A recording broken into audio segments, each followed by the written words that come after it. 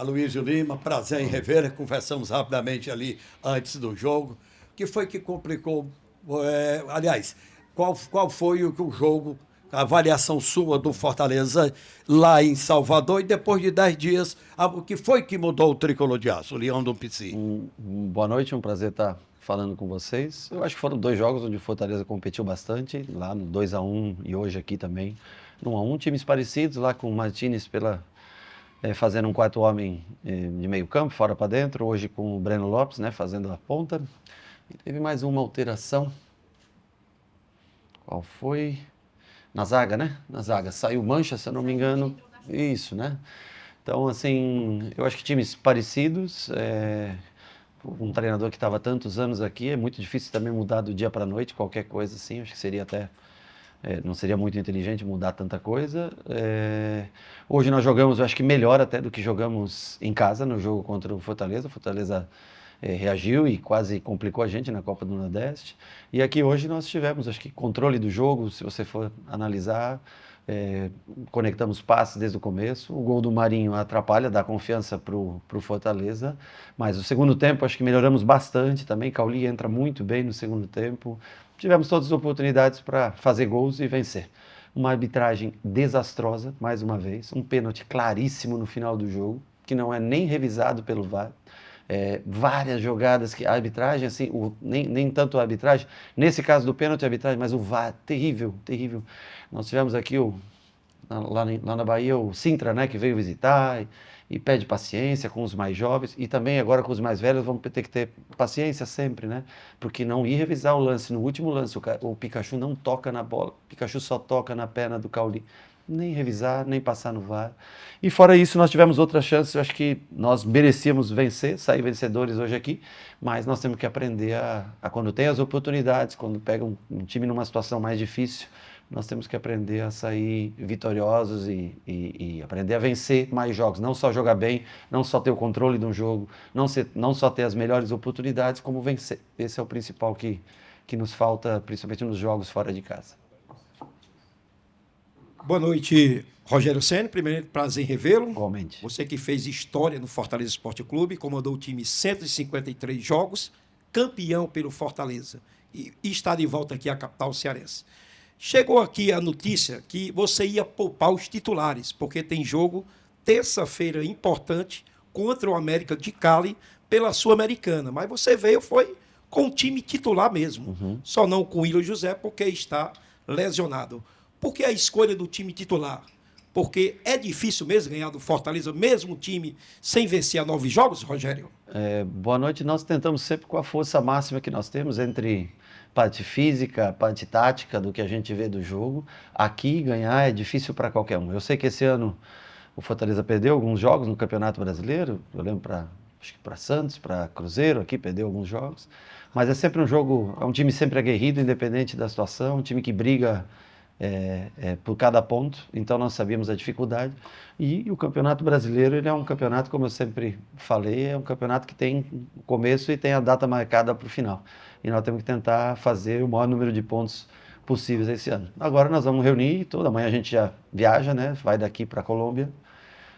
E aí na segunda-feira a gente começa a observar quem tem melhor condição física para fazer. Se a gente puder repetir, se tiver que fazer 2, 3, 5, 6, 7 alterações, nós tentamos montar um elenco para que em algumas posições a gente tenha como substituir. Perdemos também 2 jogadores importantes, Gilberto e Santi, para o próximo jogo, né?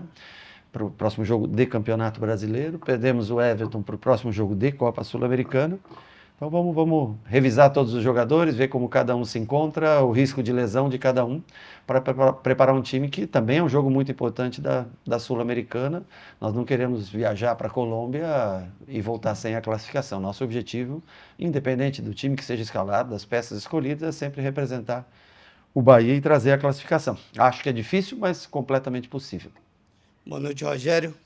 Com relação ao jogo, você não teve o Willian José por conta do departamento médico fora do último jogo e você tentou o Lúcio, mais uma vez ali centralizado. No intervalo você mudou, optou pelo Cauli, voltando a atuar nessa função de espécie de falso 9.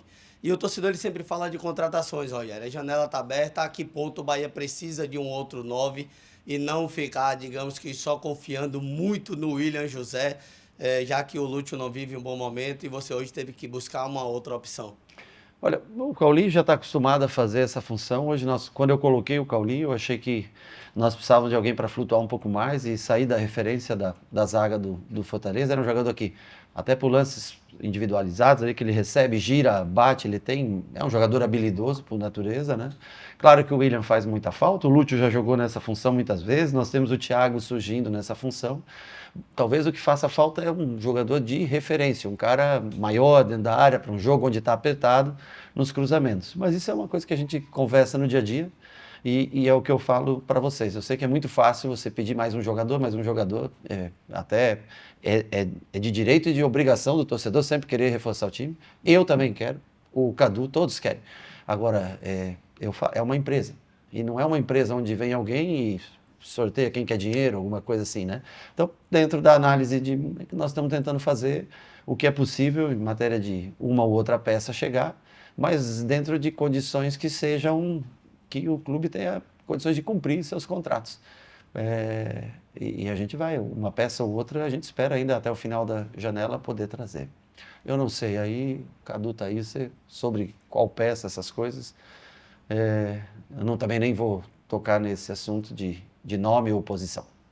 Oi, CN, boa noite. Fernanda Alves, do Sistema Verdes Mares.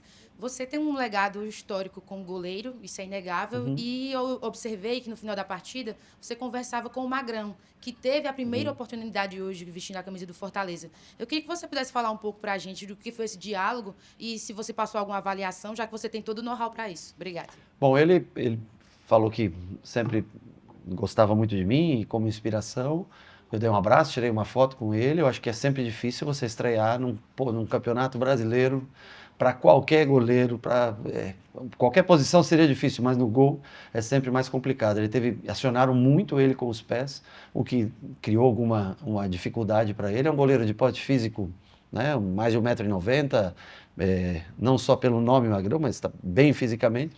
Tenho certeza que ele tem tudo para ter sucesso aqui, para brilhar. Agora, num primeiro jogo, assim, num jogo difícil, da maneira como se portou esse jogo, a gente tendo bastante oportunidades, é mais complicado uma estreia. Mas a tendência, eu sei que os 2 primeiros goleiros acabaram se lesionando, né? A tendência é que a cada jogo ele vá se acomodando melhor na equipe. Boa noite, Rogério. Tudo bem? Fala, André. André, tudo bom? Prazer falar com você novamente. Você tem uma história aqui no futebol cearense, né? Como bem disse o Miguel, no Fortaleza e a rivalidade com o Ceará. Nesse ano, você não perdeu para nenhum dos times cearenses ainda com o Bahia, né? O jogo de hoje teve empate. Nas 3 vezes que você enfrentou cearenses em Salvador, o Bahia venceu. 2 jogos contra o Ceará e o jogo contra o Bahia pela Copa do Nordeste. Fortaleza. Contra o Fortaleza, perdão. Eu te pergunto, além de uma feliz coincidência, para você, tem um gostinho também especial pela história que você fez no Fortaleza e tinha essa rivalidade com o Ceará, claro que rivalidade apenas esportiva. E eu te pergunto isso também porque eu sei que está longe, mas o Bahia vai enfrentar o Ceará na semifinal da Copa do Nordeste. É um jogo único que vale vaga numa decisão de título. Então, esse bom retrospecto, pelo menos nessa temporada, traz também algum aprendizado para essa decisão? Bom, para mim, quando eu visto a camisa de um clube, eu tento fazer meu melhor como treinador, né? Aqui foi assim durante quase 3 anos, trabalhando em frente ao Fortaleza, hoje no Bahia também. Para mim, eu tenho prazer em vencer, em tentar ser superior ao adversário, criar mais oportunidades, controlar o jogo e entender por que a gente ganha jogos. Eu acho que o Ceará subiu muito de nível, acho que o Condé chegou aqui e também vem fazendo um belíssimo trabalho. O trabalho do Vojvoda, indiscutivelmente, fantástico no resumo de tudo. É claro que talvez o momento não era dos mais favoráveis, né? Mas eu tenho um respeito muito grande pelos dois. Eu acho que o crescimento de um aqui foi o fato do Ceará estar na primeira divisão, o Fortaleza ascender à primeira divisão e vai um carregando o outro, né? Eu acho que isso é bom para o futebol, assim como na Bahia, por mais rivais que sejam, né? É importante, o fortalecimento de um faz com que o outro queira crescer e isso tudo tem elevado o futebol do Nordeste como um todo, né? Hoje com 5 representantes na Série A. E nós vamos tentar, logicamente, levar o Bahia à final. É um jogo só, em casa, é difícil, o Ceará é um adversário que tem... Eu assisti o último jogo aqui, Fortaleza e Ceará, no final de semana passado, né? É um adversário duríssimo, sempre nos trouxe dificuldade, assim como o Fortaleza, sempre jogos vencidos por placar mínimo de diferença, né? Então, assim, são equipes que vêm fazendo bom trabalho. E nós precisamos, dentro da nossa casa, tentar chegar à final também da Copa do Nordeste esse ano. Boa noite, Rogério. Aqui, Pedro Breno, Futebora. Boa noite. Hoje você está aqui e é muito bem-vindo pela torcida, mas tiveram 2 jogadores que foram muito pressionados durante toda a partida, que foi o Caio Alexandre e, claro, o Eric Puga, por contextos diferentes, mas, enfim, a torcida do Fortaleza não gosta realmente. Você substituiu os 2, inclusive, no mesmo momento e deu para perceber que o time do Bahia depois conseguiu desenvolver, de certa forma, as jogadas e conseguiu um empate também. A tirada deles foi realmente para tirar essa pressão de cima deles e do time, ou foi algo mais tático, realmente? Até pelo momento ali do Puga, né, que ele discutiu também com o Brits. Não, o Puga vem jogando todas as partidas com a gente, é um jogador que já vem um pouco mais cansado, né? Eu nem vi o lance, mas eu sei que ele fez algum sinal, alguma coisa ali, não gosto, não compactuo com esse tipo de coisa, eu não vi, mas não compactuo. Eu acho que são 2 jogadores, o Puga fez uma Série B fantástica pelo Ceará. Eu acho que muito do Ceará estar hoje na primeira divisão, muito se deve ao que o Puga jogou no ano passado. Foi uma grande aquisição feita por nós, que valorizou muito, é um ativo do grupo que, sei lá, triplicou seu valor pelo investimento que foi feito. O Caio, eu acho que o torcedor do Fortaleza, eu sei, ele cumpriu um contrato e saiu, acabou vindo para o Bahia, mas entregou muito ao Fortaleza também. O Caio é um jogador que aqui não jogava como joga com a gente, jogava mais como um segundo volante, como segundo homem de meio, né? Com a gente ele joga mais como primeiro homem de meio. Mas são 2 meninos incríveis e eu tenho certeza que eles têm guardado no coração com carinho, cada um, né? Nas suas cores, na sua história, tem um carinho muito grande por Ceará e por Fortaleza. E hoje estão com a gente sendo peças fundamentais e determinantes também, assim como foram aqui, para o nosso sucesso. Rogério, quando ganha não está tudo certo, quando perde também não está tudo errado, porém foram 2 empates agora, onde a gente pode dizer o seguinte: você concorda que a equipe tem pecado muito em finalizações, pecado muito no excesso de gols perdidos? Por exemplo, o Bahia poderia ter acabado o primeiro tempo vencendo o jogo, ou até mesmo vencido o jogo contra o América de Cali em Salvador. Eu queria que você falasse a respeito disso. Concordo, não tem como você fugir. Eu acho que o time vem com construção boa desde trás, consegue ultrapassar a parte meio campo, faz jogo combinado bom, inversões boas, coloca Ademir e Puga, quem quer que seja, em situações de 1 contra 1. Tem feito tudo certo, mas não tem conseguido pesar a área e transformar o número de chances, de ações positivas que tem no jogo, transformar em gol. Não adianta a gente querer esconder, é inegável, né? Tivemos as oportunidades hoje de novo, no mínimo, vou colocar umas 5 boas oportunidades de gol assim. Só conseguimos fazer um gol, porque o juiz encontrou uma falta no Marinho que o Jansen já tinha seguido, e nós fomos ingênuos também, acho que foi o Santi naquele momento, de querer colocar o corpo no Marinho. Não era para falta, porque ele já tinha lançado a bola, então, mas não precisaríamos ter nem encostado no jogador, que sairia o gol do Everton. O pênalti, claro que não foi dado, e anotamos o nosso único gol na partida. Mas o time cria muito, envolve muito o adversário, tem muito controle de jogo, tem até um número bom de finalizações, mas é um time ainda pouco efetivo na hora de fazer gols.